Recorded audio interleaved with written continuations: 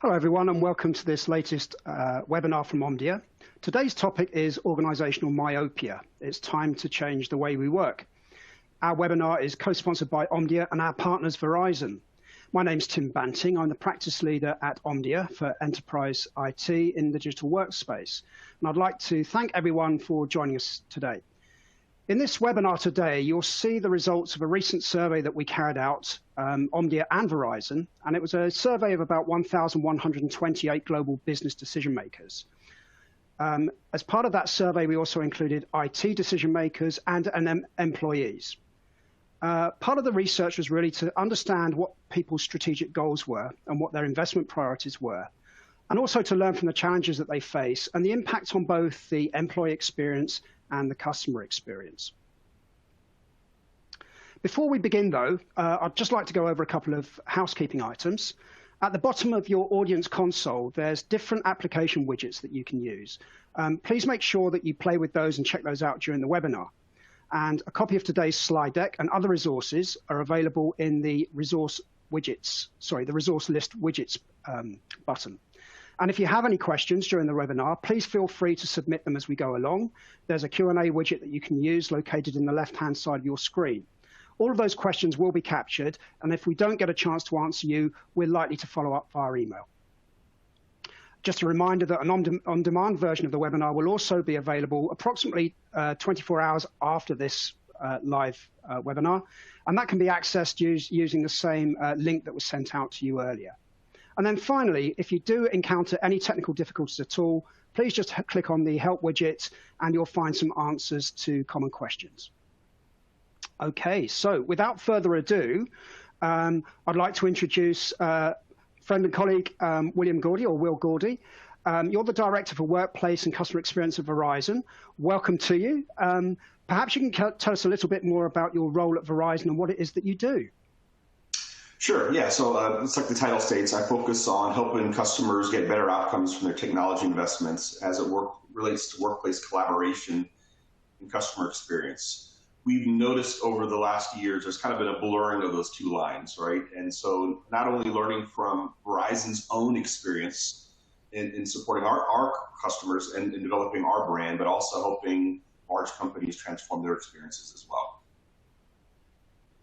That sounds like a very exciting role. Always great to hear from customers, and also, I won't say eat your own dog food, but drink your own champagne. So I know that Verizon are keen advocates of digital transformation there. So yeah, really looking forward to hearing about your insights.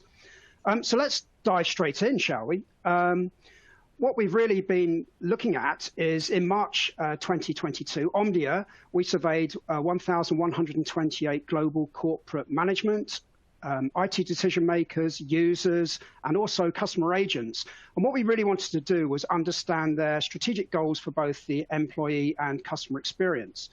Now, what was interesting was during the course of our research and as we were trawling through the data, what we found out was that there was a large amount of organizational myopia. Now, what do we mean by that? Well, myopia is short-sightedness. And it was the short-sightedness of organizations that don't really work together to redesign the workplace around common goals, common needs, business needs, employee experience, customer experience, and also not leveraging technology as a strategic asset. So basically, it's the difference between management assumptions and employee expectations. And on this chart, it's really that red area, that gap, the difference between what a user expects or what an IT department expects or what a business leader expects. Now, what we asked in our survey was, how have the following changed in your organization compared with pre-COVID? And we wanted to find out if they had significantly improved or improved. And what we found was there were three top areas of difference between management and employees, or rather managers, IT, decision makers, and also employees. And those three areas were really around employee well-being, personal productivity, and customer satisfaction. And in fact, customer satisfaction was the biggest difference between decision makers and employees, 29 points difference there.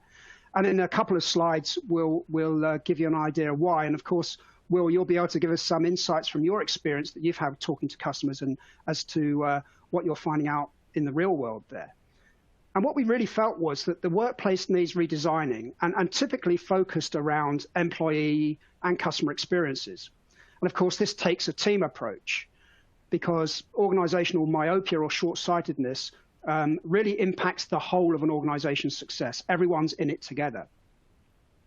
And what we found out was that businesses that aren't supportive or flexible enough to make those changes during these very difficult times, they're now being judged by not only their employees, but by their customers. We're seeing some employers sort of demanding their staff return to office, and we're hearing about things like the Great Resignation and quiet quitting now. And we're seeing that employees are asking why. Why do I have to go into the office when I can be just as productive working from home, and in some cases more effective, without spending all that long time commuting? So we're seeing this need of employees having to be productive regardless of their location and because of their location. And we're seeing that these sorts of measures are driving employees away, this wholesale return to the office. Will, what's your sort of experience of what's going on there as you talk to customers? What are they sharing with you? It's a great topic for us to unpack today, right? So what many of my customers are telling me is they're revisiting the early days of COVID. Remember 2.5 years ago, we were telling these heroes' journeys, how in hours or days we moved everybody home and the productivity is higher than it's ever been before. But the reality is we didn't give those employees much choice in the matter, what applications they use, how are they going to work, right? They just had to do it. And it was necessary for that point in time. What I think the data is telling us is we now have a gap between their expectation, right, and the experiences that they're delivering, which ultimately has a direct impact on customer experience, right? So we're seeing this correlation all of a sudden between employee engagement and customer experience. And it's showing up in all kinds of data. It's showing up in, you mentioned the Great Resignation, right? People are leaving the business. It's showing up where people want a choice in how they work, right? Many worked hybrid before, many knowledge workers, before a customer experience agent, right? There was a time where you drew a picture, you draw a room with a bunch of heads in it and a supervisor, and that was the reality. That has changed, right?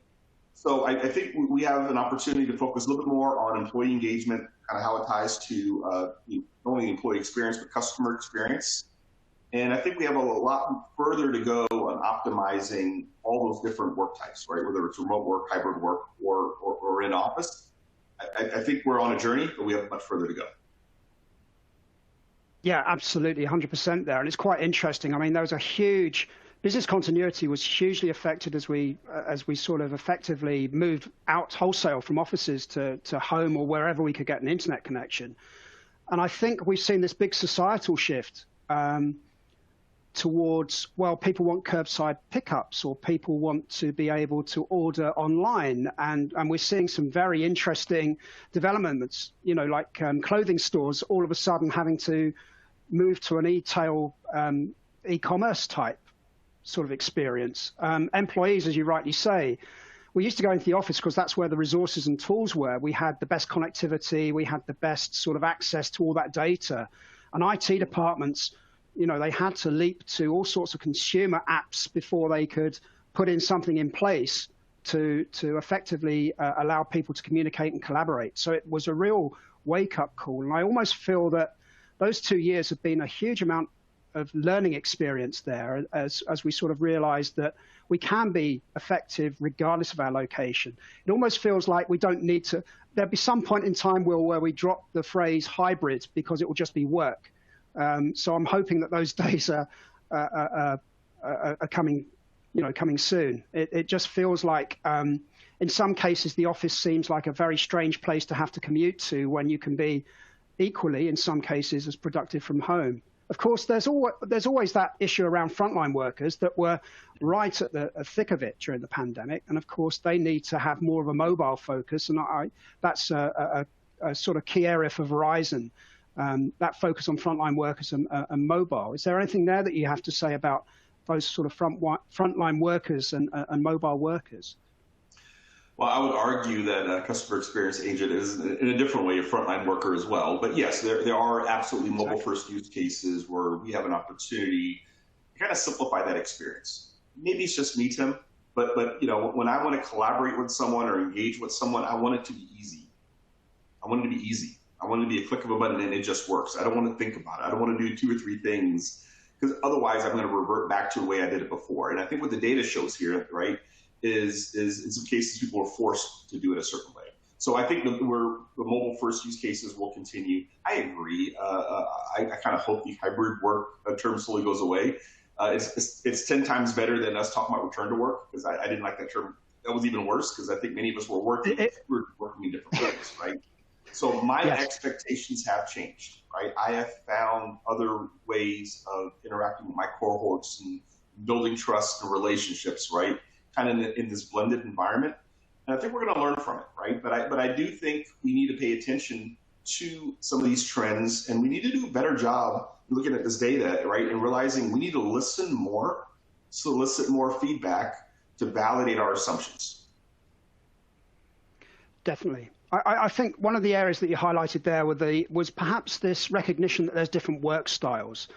I entered the workforce a long time ago, and it seemed to be that, you know, you could tell how well you were doing in the organization based on the type of desk phone that you had. So you had the desk phone, you had the PC, and that was pretty much it. Now you get the desk phone, the PC, and the smartphone. But people now realize that, you know, well, I need the tools and the services and the apps and the access to the data to make me productive, regardless of my location. And there doesn't seem to be, or there never seemed to be as much thought into different work styles and the different needs of employees. For sure. Okay. For sure. But yeah. I think we have further to go to create some equity in that environment. I know we're going to talk about it a little bit later this morning about how do you create that equity? Because we can't have the have and have-nots, right? There's going to be individuals that will indefinitely, for whatever reason, work from home. How do you make sure they have as much of a voice as somebody that's in the room, right? So think about the proximity bias that many of us have seen throughout our careers, right? It shows up a little differently in a hybrid workplace. And so I think as leaders in the business, you have to take a conscious effort, right, to making sure you're creating an environment where you still have that cognitive diversity and people can be the best version of themselves and be as productive as ever without having to worry about the commute.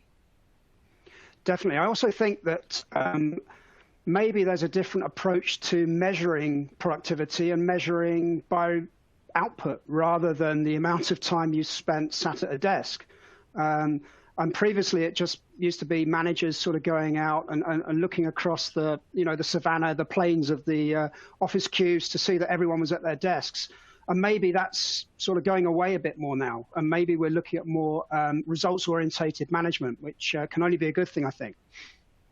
I hope you're right. I hope you're right, because I think we also have seen examples where certain companies have mandated everyone return and seen the impact that has on the employee base with the amount of resignations, right, associated with it. So it is a time for us to reimagine how we lead. It is different. It is different. And spoiler alert, I don't think the rate of change is going to slow down anytime soon. I think this is where we are, and I think we need to be more agile than ever and have frameworks to be ready for change, right, as needed. Definitely. I don't think in my time as an analyst I've ever heard the time platform mentioned so much. But it does feel like technology platforms now, as businesses start looking at technology as a strategic investment, really. So that's been a wake-up call for me. It's sort of, it used to be, oh, the phone system, or, you know, now it's a platform. And it feels like it's more of a platform approach, which provides you that sort of agile capability, I guess. So very interesting times at the moment. Okay, let's go on to our next sort of insight here. And what we wanted to do here was really look at some of the technology barriers. So what we really wanted to do was look at, and we asked the question, why doesn't your business systems and technology allow you to be successful? And what we found here was that business leaders felt that training was their biggest obstacles, and users were complaining about outdated systems and technologies. So there was a big gap between managers thinking that people aren't trained on it and users feeling that, well, it's just outdated and it's not fit for purpose. Interested to see what you might have seen out there in the real world, Will. The real world. Yeah, they're absolutely, we're seeing a disconnect as well. When I look at the data, one of the things I look for is what kind of bias might have been played out when people were responding to the questions, right? And so if you're so proud of what you built, if you're so proud of what you implemented and people are not using it, what must be the problem? Is it what you built, or is it maybe they don't know they love it and more training, if there was more training, they would adopt it more? I actually don't think this is a traditional adoption problem that we had in the past, right? I think many of these users weren't giving much of a choice, right, in the direction that they were headed, right? Maybe they realize they're not providing the best experiences through it, right? So I think it's an opportunity to really address some of the gaps in process, some of the outdated systems that have just been left, right, left alone, but people still have to use them. And it's just not a technology thing, right? So when you look at technology, well, how do you get the better outcomes of that technology or that investment? Is by focusing on the people, the culture, and the process, right? And I think that is a step that many companies have forgotten. I also think there's this correlation between, like I said earlier, like employee experience and customer experience. So think about that collaborative experience that you're giving to that employee. They feel connected to the team, right? Again, this is much more than a technology problem, right? And so our customer experience agents, they are the front line. They represent your brand, right? So if they have a bad experience, your customer's gonna know. Tim, have you ever called a number and know within the first 10 seconds how the experience is gonna be? Right, just by the energy that I'm giving you, right? Jeff, if you're calling you, you've already failed me through some kind of digital channel or self-service, right? So I'm already annoyed, but now if I have an even worse experience, well, why don't we also look at some KPIs around great employee experiences? So I think we have a long way to go. I think the customer experience agent, regardless of where they work, we know most of them are working from home these days, right? You really have to give them the tools to be successful, make them feel connected to the mission, company, the customers. And if you do those things, I think these lines, some of the data will come closer together. But right now we have a huge gap. And in my opinion, it's not a training gap and it's not an adoption gap. It's interesting, isn't it? Because the ROI on which most of these IT departments make their buying decision will never get realized unless the technology is adopted. And as you rightly say, it might not be that it's outdated or old, but it might just not be fit for the user's purpose or fit indeed for serving the customers, as you rightly point out. As you were talking there, now there was a song years ago called Debbie Harry. It was hanging on the telephone. And that was my music on hold music. When I phoned up a customer service desk the other day, when I had a problem that I needed to have, I needed to return an item, and I thought, well, that was a bad choice of music. Secondly, I was hearing it for longer than I really wanted to hear, and I was just getting more and more frustrated. You're right. People ring contact centers usually when there's a problem, when there's been a failure in something. And you're right, that you've got to have a great sort of experience. Otherwise, do you really want to do business with that company ever again? Probably not. And again, that's an experience of the brand. I can say in my personal life, there are certain brands I no longer do business with because the experiences were so poor, right? And so here at Verizon, we've kind of looked at it internally as well. How do we treat our employees? How do we change how we lead? What technology we do give them? How do we simplify the process, right? And so we're probably doing more surveys than some of our employees like, but we actually are curious and we want to learn from the data so that we get better and that we provide better customer experiences. It is interesting. I mean, employee experience is quite a new term. Well, it's relatively a new term compared to customer experience, but it is great to see that focus because, as we said previously, things like the Great Resignation, people literally voting with their feet or deciding to walk out based on this sort of reassessment of work-life balance or, these societal shifts in how people view work now. They want to have meaningful work. They want to have work that's engaging. They want to be rewarded. They want to have a sense of purpose. All of these have really sort of come to the surface as I feel, we've had this great reevaluation during the last 2 years. I think the genie is out of the bottle, and it's an interesting time, that's for sure. I think historians will be looking back at this time thinking, wow, you commuted for 2 hours into the office, or you'd had no choice in that matter, and it'll be a really interesting time. I'm sure historians will be talking about this for decades to go. The other area here, I can of course, imagine a day where this becomes our, walking to school uphill both ways in the snow story, a commute, right? So yes, I think we are forever changed. Definitely. I guess the other area that we would be interested to cover off was this sort of difference between this lack of systems integration and duplication of effort. I think there's a lot that our survey revealed around manual processes and how there seems to be different departments that are responsible for different sorts of data and all of these different silos existing. It doesn't feel as if we've got that one sorted out yet, despite all of these talks about, data lakes and data integration being really, really important. I guess that sort of talks around the platform and this need to integrate perhaps CRM systems with back office systems of record and systems of engagement, and maybe also making sure that the customer success team or customer engagement team are able to sort of talk to the back end, the back office with speaking to product specialists or sales specialists or people that can actually help them with the, with issues. Are you seeing this sort of integration between the back office and the front office, and how often does systems integration come up in your discussions with customers? Quite a bit. And sometimes it's also tied back to how we work, right? So I had a really poor experience recently with a brand. I'm not going to mention their name. But I was trying to book a hotel, and the digital channel, because there were 2 rates on 2 different days, I couldn't finish the digital channel, so I had to talk to someone. Well, the individual that I was speaking with was clearly at home because they couldn't take my credit card information. I had to get routed somewhere else for a credit card for PCI compliance, right? But the screen pop wasn't coming back, and we were going round and round and round, and I could hear I think the customer experience agent was more frustrated than I was at the moment, right? Because we couldn't complete this transaction. We're 30 minutes into something that should have taken 10 seconds online.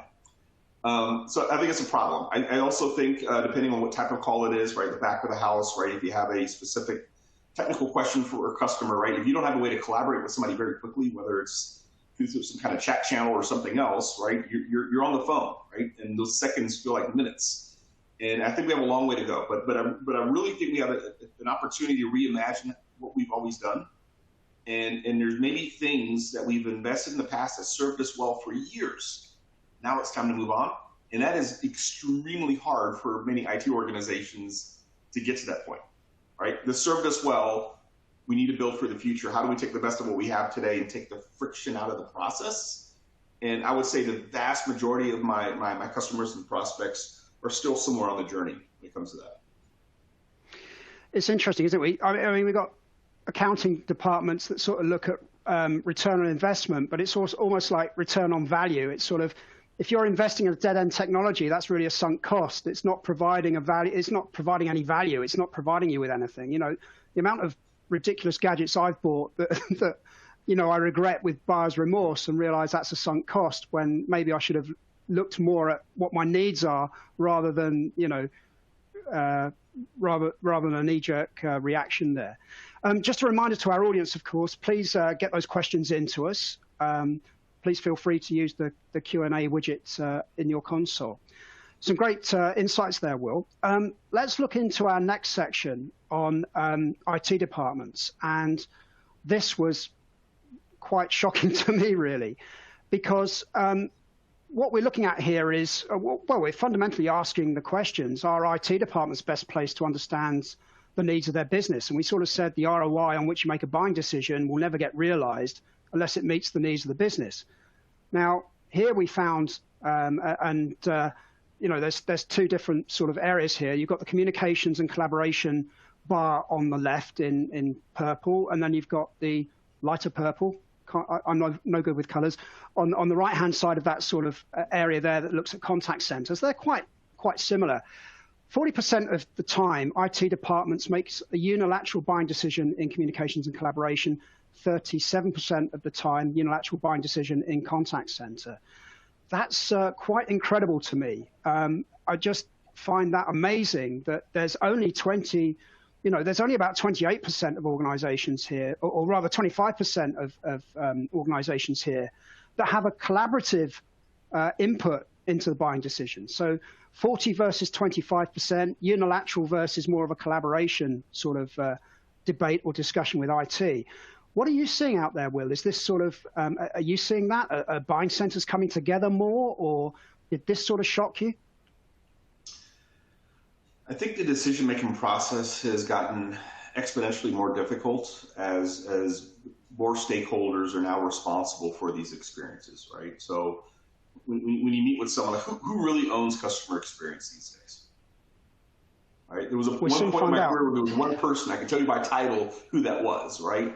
But now you have digital officers. I mean, you have all these different roles that we didn't have before, right? So there's a wider range of stakeholders. And then I also think we have a lot further to go around, like I mentioned earlier, around blurring the lines, right, between employee experience and customer experience, right? So I do see silos, unfortunately, too many silos, because I think many are struggling to serve the needs of all those different stakeholders that have different objectives, right, that they're measuring, right? There isn't often the North Star, right, of exactly what you're trying to accomplish and how do you measure success. So I believe when you're presenting these business cases to finance, they tend to have a very pessimistic view because they have a long history of unfulfilled promises for other expenses that they've approved in the past, right? Now, what is shocking to me is that we're not seeing a change in behavior and decision making quick enough with all the things that we've been talking about for so far today, right? So so I think there's a lot further that we can go, right? To kind of get us to where we need to go as far as providing better experiences. Definitely, yeah. It's disappointing in some ways because there's part of me that wonders, would an IT department buy what's best for them, or would they buy what's best for the business? So is it easy to manage? Is it easy to apply security and governance and compliance? Am I going to be faced with up-teen numbers of upgrades a month? How am I going to explain all these features that are going to be added to these users? Have we sort of looked at whether or not we can use that using zero trust networks, VPNs? How does that fit with? So I almost wonder whether or not, there might be some biases in there around IT departments doing what's best for them and not necessarily what's best for the business. That's my cynical hat on, but it is quite incredible that IT, and there are IT departments, of course, that do a great job of this. I often joke that you've got, 3 different types of CIO. You've got the CIO where it stands for career is over because they've got no budget and they've got no way of upgrading, their IT to meet the needs of the business. You've got the chief infrastructure officer who's really charged, or she's charged with keeping the lights on for less or keeping things secure and the network going, but there's no innovation. And I think we are seeing some little glimpses of chief innovation officers, and those are the sorts of people that look at technology as a strategic platform and an investment. Unfortunately, they're a bit thin on the ground. So let's hope if we run that survey in the future that we're seeing more of a collaborative approach to those buying decisions. For sure, but I think we have to have a little empathy too for the IT professionals, right? So yeah. So think about their definition of risk is going to be a little different than some of these other business units, right? Just for all the things for availability, security, right? All those things that they're measured by. We have a long way to go, right? We're in the 4th industrial revolution, right? In history, right? Henry Ford said you could have any color Ford you want as long as it's black, right? And so I'm sure it was very simple at the time for the assembly line, but over time, right, we realized we got to give people more choice. I think we're in a journey for how do we provide more choice for our customers, right? For some of the trends we're seeing around hyper-personalization. And how do we give our employees a little more choice, give them a little more feedback into kind of what we're building? You can never please anyone, right? Everyone, by the way, right? But somewhere in the middle, I think that's where we'll land over time. Yeah, maybe I over-rotated somewhat and I was dismissive of the IT department because let's face it, they have kept businesses going and moved at lightning speed to try and get over this global pandemic when everyone's working remotely. So it almost, and there was an awful lot of shadow IT that took place as well. There were people using WhatsApp and all these consumer grade sort of communications and collaboration tools until IT could sort of, let's make a decision, let's go with this. So, yeah, maybe I think on reflection, I was a little unfair to IT departments who really were, along with frontline workers, were instrumental in getting people through the pandemic and really, kept businesses going through extremely difficult times. So, yeah, hopefully we'll get a bit more collaborative in the future as we sort of reassess needs, customer needs, employee needs in particular. Okay, well, let's go on to our next sort of data point here. And we spoke about customer experience, and we sort of said who's responsible for customer experience. And I think it was Michael Porter that said, if you don't measure it, you don't manage it. We asked here who is responsible for customer experience in an organization. And if you recall, customer satisfaction had the biggest delta between management assumptions and users, or in this case, agents or customer service agents. And what we found here is there's a significant number in red there. That's that 15%. Either don't know or don't have a process or don't measure. So forget organizational myopia. They're organizationally blind to what's going on with customers there. It seems like the Bermuda Triangle of customer experience, where everything just disappears into that 15% hole. Now, what was interesting as well is my sort of view here is that you need a dedicated customer experience team. You need to sort of make sure that 21% is up there, because I almost feel that you need to have one department that is responsible for everything. What we found here is there's a wide variety, a wide mix there. Does that 15% surprise you, Will? Are you concerned about it? What are your thoughts here as you sort of look about, as you speak to customers out there? Yeah, it doesn't surprise me, but I am concerned about the trend, right? So I think part of the reason is, to your point, there isn't a single entity, a single person that controls that experience anymore. But what I see in the data is what's even more troubling. So if this is true, right, and this probably, if you reach out to a very large customer and just did with one company, the data probably wouldn't be that far off, right? So if this is true, how could you possibly provide the best customer experience if you don't even understand what experiences you want to provide? Right? It's when there is no strategy, right? We can't use the same productivity metrics that we've had for years for what's the whole time, how long someone be on the call, right? If you have a failed digital journey, right, you need to learn faster, right, and resolve it. So I think what companies should do, right, absorb this data and really think about how do you build brand loyalty and advocacy, right? And kind of back it into, if you begin with the end in mind, right, and back into what would need to be true, right? You're going to have to go a long ways of kind of setting goals, KPIs that are aligned at different levels in the journey, right, so that you can provide a complete experience. But I don't think we're going to go back to the day where it's just one person responsible.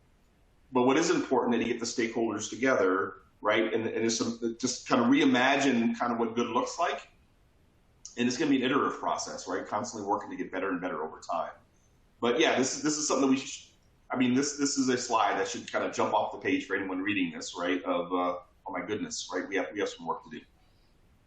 Yeah, I think everyone can recall a customer experience that went particularly badly for them. One of them is a simple one for me. I'm lucky enough in my job to do some international travel and visit the States a lot. On one of my visits, I went into my app. The flight was cancelled. I went into the app, found it was cancelled, and then had to make a note of the free phone number to dial the airline. And it's sort of all of that context. They know that my flight's been cancelled. They know that I'm having trouble with the app. I had to come out of the app and dial a number.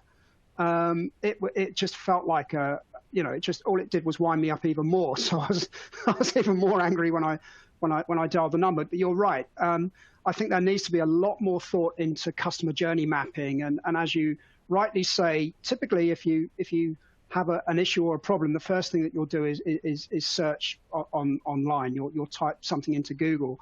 You're not necessarily going to think of a 1-800 number to call. That's just not the experience anymore. It feels like those digital engagement platforms have shifted. Even I found if I go out to Twitter and start flaming a company, I get a better response because it's the marketing department that doesn't want their brand destroyed if I put hashtag bad experience at the end of something.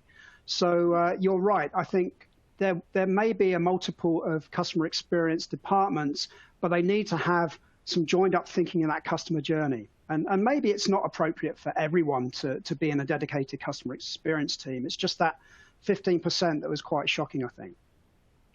For sure. What, have you had any recent customer experience departments that had shown? Have you had any recent customer experience that you can share that where it's broken down because clearly one department didn't know what the other one's sort of doing? Yeah, I did. I had a really bad travel. I'm not going to mention who I did business with, but I live in Florida and I was in Virginia with a family member. I needed to get to our headquarters in New Jersey. And as I'm heading to the airport, my flight was canceled in the app, which on one hand, I appreciate the proactive notification. They attempted to give me some other options, but they were all like really, really ridiculous options. So if you picture the U.S., one option was to fly from Virginia to San Francisco to New Jersey. The other one was from Virginia to the southern U.S. and back north. They were all not reasonable options, right? And so I needed to talk to someone. They did everything in their power for me not to be able to talk to someone. So now I'm clearly not going to make it to my meeting, right? I'm trying to figure out, can I even make it for the meeting the next morning? And it took well over probably like an hour and a half, right, to go through that journey. The sad thing is, by the time I actually was able to talk to a human being, they had no insight into that failed journey, right? They could have known I had a canceled flight. I rejected the options. Oh my goodness, those are probably really bad options. We should have never presented it to Will, right? But they completely missed it, right? And I think that's where some of the silo decision making, some of the data that's not connected, right? You'll miss out on opportunities to provide a great experience, right? And so I think it's very common. It's very common because, again, a lot of these decisions are in silos. The KPIs are separate. Yes, there was a self-service option, but it didn't work well, right? So my question for that company is, now that I've given you this feedback, what are you doing with that information? Are you improving? Are you fixing that broken journey? Yeah. Yeah. Interesting that we both had bad experiences with airlines. I'm sure everyone on this webinar will have some sort of customer experience journey that springs to mind. Clearly, there's a lot of work to do there. Another reminder to our audience, please feel free to put in those Q&A if you have a question for Will or myself on the research. Once again, there is the resources widget there if you want to download a copy of the slide presentation and also the reports. Actually, Will, that does take us into Q&A now. So let's see what people have got to say after we sort of look at some of the ways in which we can focus on how do we build a strong workplace in the future. We've spoken about numerous things along the way. We've spoken about, clearly need to look at customer experience mapping. We've spoken about the needs of making sure IT, business, and users' needs are well met because the ROI on which make the buying decision never gets realized, and those digital transformation projects stall. Perhaps you can talk about what are some of those issues around workplace redesign that you're hearing? Yeah, so I think the first thing that we have to look at, right, is, I mentioned earlier, right, begin with the end in mind, right? What outcomes are you really looking to achieve, right? Are those outcomes that your customers value? Simple question, right? Once you land on that, you can attempt to align your business objectives and IT strategy, but you actually have to start there, right? Because if you make the technology investment and you haven't thought about that, you're going to do everything you can to justify the investment you already made, and that may have missed the mark. I think there's an opportunity for more design thinking, right? Bringing some cognitive diversity into that planning process, right? Because if the same people that have always managed that environment continue to make all the decisions, right? You're just going to keep doing different versions of what we've always done. I think we should go a lot further in leveraging AI, machine learning, and other things, right, to do some more journey mapping, right? There's a couple of companies that do a really good job of doing a crawl of the environment and proactively finding broken journeys before somebody screams at you about it, right? But I think we also should tie back to the employee experience, right? So I think we should survey our employees. We should figure out how to make things better, how to optimize the environment. And it's an iterative process, right? So as soon as you think you have it figured out, you need to look at the data, right? And are we achieving the outcomes that we thought? Are employees and customer experience satisfaction, are they increasing? Do we have the right KPIs, right? So I think that's what we need to do. As far as the workplace, I think we're going to continue to have philosophical debates on how do you provide the best culture, the best environment. What is the right mix? Right? And I really feel that's not a one-size-fits-all. I think some of that is a persona-based discussion to have. Sometimes a deeply personal discussion to have, right? There may be a reason for somebody that gravitates to a certain work style. And again, like I mentioned earlier, as leaders, we need to change how we lead in this environment. It's so easy. Like when you and I were in a conference room together, you'd see the person that has, they have deep insights, but they're not collaborating and not engaging in the conversation. And you probably would instinctively ask Jane or Johnny, right, a question to pull them into the conversation. I think we have to do the same thing in this hybrid environment that we're in, right? So there is no one size fits all. Begin with the end in mind, right? Focus on the outcomes, right? Work your way back to what is the technology, what is the process improvements needed, right? People, the culture, you have to tie all that together to have a chance at really building for the future. Definitely. And it's interesting, isn't it? I mean, journey mapping has been used extensively in customer experience, but it hasn't really been looked at employee experience. And I guess over the last 2 years, there's been a lot of hiring and firing and a lot of things. People have been onboarded remotely. People have left the workforce and retired or been laid off remotely. And how does that employee experience look? How does that, how do we think of these people? Do we give them names? John gets up at 6 o'clock in the morning, goes to his local Starbucks, commutes down the 101, 2 hours of tailbacks, finds his place in the parking lot, walks through the door, can't find a hot desk or can't find out where his team members are.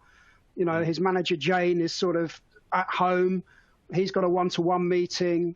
All of those sorts of different journeys can be mapped out to make sure you optimize. And one point that I wanted to pick up on was you were talking about equity of experience. Could you elaborate a bit more on that, Will? Because that seems to be a term that is becoming more and more frequent. Yeah, so think about before all this, right?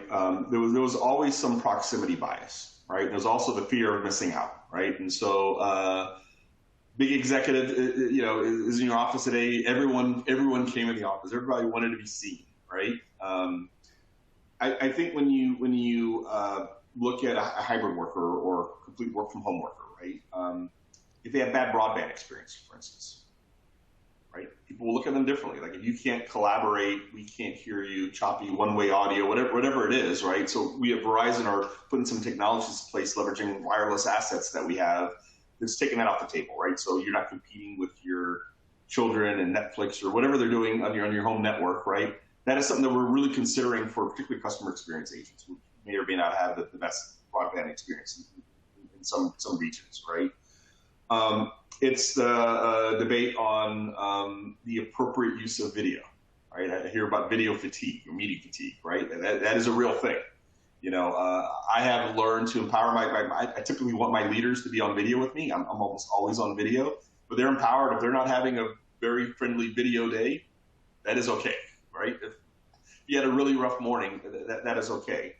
I think it's the questions you ask, right? There's some analytics within meetings tools now where you can see what someone's engagement was, right? Were they participating in the conversation? Were they asking questions? What I would stay away from is the creepy factor of data, right? So I know deep in some platforms, you could actually see what people are doing when they're supposed to be in the platform collaborating. I think we got to trade in trust, right? One of the things that both in some other research we've done from customers and employees, it's all about trust, right? I want to trust that I'm sharing information, but you're using my data appropriately. And I'm balancing convenience from a little bit of privacy, but don't make it creepy, right? And so I think as far as building equity is making sure that person that's not in the meeting room or even the person that's in the meeting room has an equal voice. And it's room design, it's how you structure the conversation, how you engage with the team. There's many factors in it. Technology is obviously a key component to take the friction out of that. But I think it's more than just the technology. Yeah, I think management practices have had a bit of a wake-up call over the last 2 years as well. Thank goodness. Fantastic. Thanks ever so much, Will. Really appreciate your insights there. Let's see where we are with regards to Q&A from the audience. So we're at this, we've got about 15 minutes to go. Let's see what sort of questions that we've got in there. Please feel free to ask a question. Let's see. In fact, one thing that you might say, one answer that you might have in mind, Will, or something that we might want to consider is, what do you feel customers should stop doing? We feel that they should invest in technology to suit the needs of the business and look at it as a strategic platform. What shouldn't they be doing? What doesn't work? Great question. So many of my clients have been making the transition from prem to cloud, right? If anything, this way we work has kind of accelerated because they have these sunk assets or collecting dust in some offices that you're trying to close. I've seen some clients try to rebuild exactly what they have from a premise environment in the cloud, and I normally advise them to reconsider that approach, right? Because when you do that, you're basically ignoring, the kind of what the people want and missing opportunities to improve the process. And so you're going to spend a ton of money and get some blinking lights in the cloud, right, and not get any measurable better outcomes. I think the other thing that I think we should stop doing is assuming that people want to experience a brand like they always had before, right? So think about, we haven't talked about this yet, but think about like an outbound call from a contact center, right? The vast majority of the time you're hitting somebody's mobile phone now, right?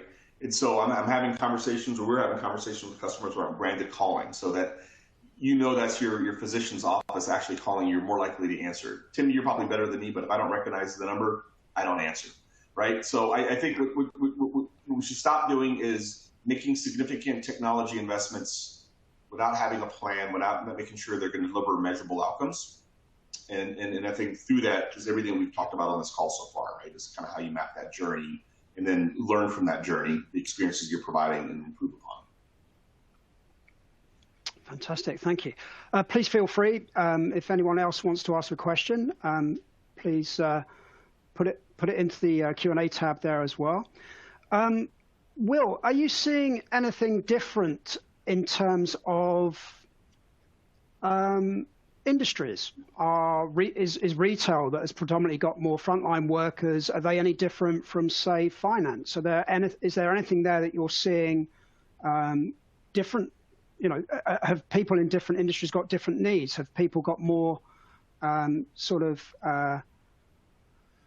they got different work styles that you're sort of looking to support? I'm sorry. What I'm trying to work out is that there's more frontline workers in particular different segments. There's some industries that have got less different work styles, that the employee mapping might be easier for them. Is there anything that you can draw out in terms of any industry insights? Yeah, so I think every industry has been impacted by the change in how we work, right? I think it was really disruptive for the finance industry, right? Because it was a time, right?